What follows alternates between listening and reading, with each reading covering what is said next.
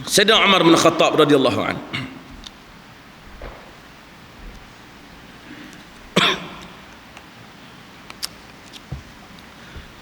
Tuan-tuan hadirin dan hadirat yang dirahmati Allah Ta'ala, Sayyidina Umar, kita akan tengok dia mempunyai pandangan yang tersendiri dalam beberapa perkara.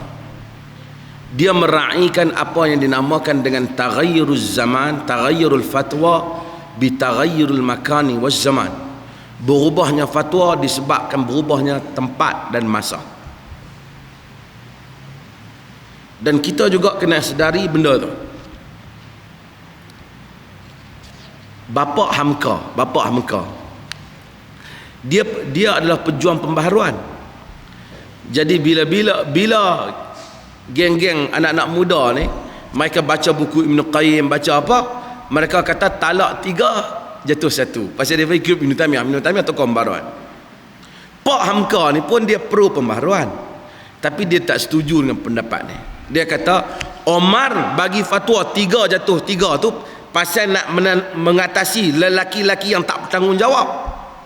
Zaman Omar banyak tak bertanggungjawab, zaman ni lagi banyak, aku pun kira 3 jatuh 3. Itu terpulang pada hak qadi. Sebab itu kadang-kadang ada hadis yang merujuk kepada dimensi tertentu. Nabi SAW ihtajaman Nabi SAW fi ra'si wa huwa muhrim min waja' kana bihi. Nabi ni dia berbekam umpamanya. Contoh dalam hadis Nabi SAW, Nabi ni dia berbekam dalam hadis Bukhari sebab sakit kepala. Tuan-tuan, sunnah ni pun saya nak sebut sunnah. Kita tak pasal-pasal kepala tak sakit apa tak sakit, tengok bekam. Muda kita tengok mai buat kepala kotak tu pasal apa ni? Bekam. Syekh pasal apa entah bekam sakit kepala? Tak ada saja sunnah pergi bekam. Tak sunnah kan? Nabi bekam pasal dia sakit, tak pasal-pasal tak boleh pergi bekam. Setengah orang dia kata sunnah pergi bekam, tak pasal-pasal dia pergi bekam siapa?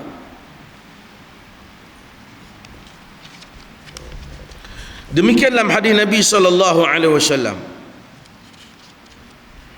Nabi satu hari datang orang muda pada Nabi, kita sebut dulu. Kata, ya Rasulullah, uqabbilu wa ana sha'im. Wahai Rasulullah, aku cium sedangkan aku berpuasa.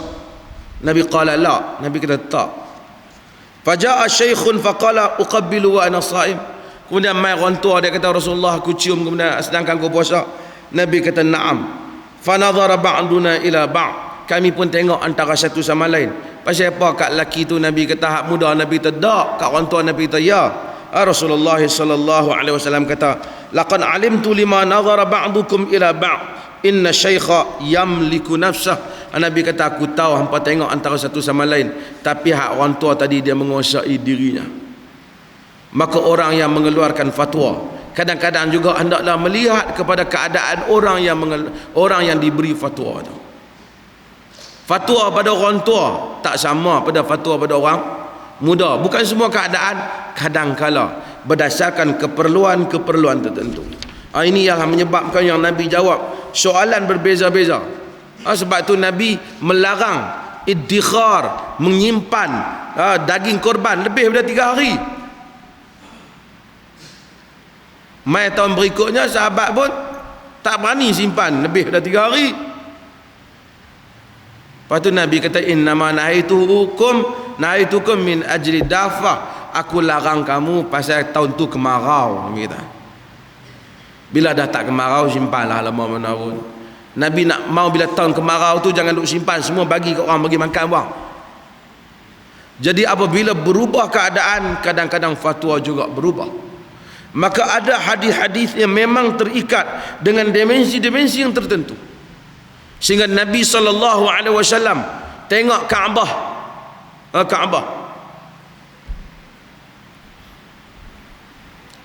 Kaabah tu Nabi kata, karena Nabi kata Ka'asyah, laula hadatsata qaumaki bil kufr la naqattul bait thumma la banaitu ala asasi Ibrahim. Jikalah tidak kerana kaummu itu wahai Aisyah baru masuk Islam, nescaya aku pecahkan Kaabah, aku buat macam mana Nabi Ibrahim buat. Masuk Kaabah sekarang tu tak ikut skala asal yang dibuat oleh Nabi Ibrahim. Tinggi dia semuanya, Quraisy tambah, ni tambah. Tapi Nabi tak mau nak pecah kerana bimbang. Masa tu Quraisy baru masuk Islam dan Kaabah ni terlalu sensitif. Sebab tu Albani dia ada pendapat, dia kata ikut-ikut sekarang ni maksud hak Nabi tu boleh buat dah. Macam tu juga Nabi tak semayang tarawih berjemaah pada berapa malam. Nabi berapa malam dia Nabi buat? Kerana Nabi bimbang ia menjadi fardu. Bila Nabi dah tak ada, maka tarawih berjemaah tak jadi masalah. Umar buat kerana memang Nabi pun buat. Berapa malam Nabi buat? Tetapi Nabi bimbang kemudian menjadi kefarduan. Memang Allah tak fardukan benda yang kita tak mampu, tapi Nabi bimbang umat itu malas dan tak buat. Lalu Nabi semayang dalam rumah. Sedangkan Nabi semayang dah dengan mereka berapa hari. Sebab itu kata Al-Imam Syatibi, sebab itu apabila Nabi dah wafat, maka apa yang Nabi bimbang tu tak berlaku guna wahyu dah tak turun. Maka Umar buat tak bukan perkara bid'ah. Kerana memang Nabi dah buat. Ada orang kata tengok Umar buat benda baru. Umar tak buat benda baru. Benda tu memang Nabi buat, cuma Nabi berhenti kerana Nabi tak nak menjadi wajib kepada umat. Bila kebimbangan tu dah hilang, Nabi SAW dah wafat, maka sahabat buat. Dan inilah banyak perkara yang kita akan tengok di dalam hadis-hadis Nabi SAW.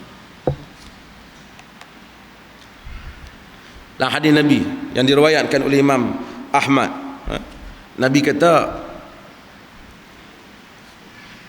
dalam hadis Bukhari, Nabi kata innal yahuda wan nasara la yasburun fa khalifuhum. Nabi kata orang Yahud dan Nasara ni tak warnakan rambut, maka kamu bezakan dengan mereka.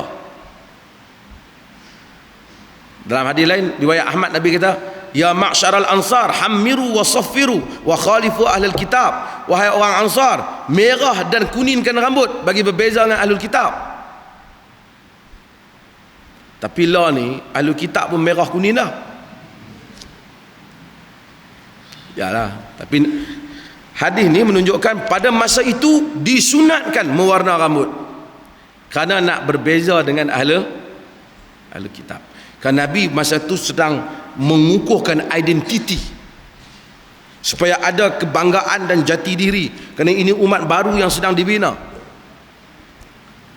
Dan hadis ini juga menunjukkan warnakan rambut tak ada masalah. Asalnya Nabi benarkan, bahkan Nabi suruh supaya membezakan dengan Yahudi dan Nasara. Cuma dah zaman dah berubah, budak-budak black metal pula bawa rambut dia, jadi kemudian kita jadi macam itulah. Tapi kalau ada orang warnakan rambut sebenarnya tak ada masalah. Ni tuan-tuan ni rambut putih-putih ni, kalau nak warnakan nampak kuning-kuning sikit pun tak masalah apa. Kot-kot depa kata nak kena cari inai ke? Zaman dulu inai lah, zaman lah pergi cari hak lang kotak tu sudahlah. Tak ada masalah.